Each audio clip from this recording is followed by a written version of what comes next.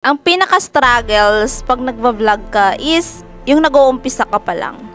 Kasi, aminin na natin, sa totoo lang masarap mag-vlog pag nakikita mo yan sa ibang tao na nagva-vlog sila.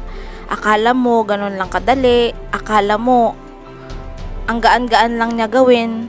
Pero, akala mo lang pala yun. Kasi, pag ikaw na yung gumagawa, mas mahirap yun. Kasi, yung mga vloggers na nakikita mo, bihasa na sila dyan, na-train na sila dyan, consistent na nila na ginagawa yan. Kaya alam na nila kung paano siya gawin.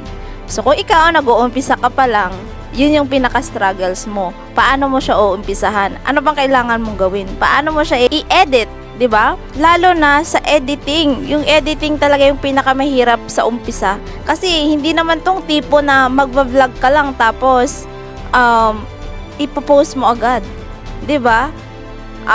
Pwede na ngayon accepted na yung mga raw na vlog ngayon, pero dati talaga yung mindset is kailangan maganda yung video mo, kailangan sasabayan mo yung mga vloggers din, which is sila may mga editor na sila, so ikaw nag-uumpisa ka pa lang. Yun yung comparison dun.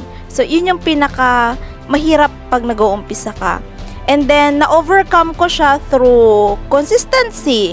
Nagpo-post lang ako and syempre inaaral ko din. So, sabi nga, consistency is the key.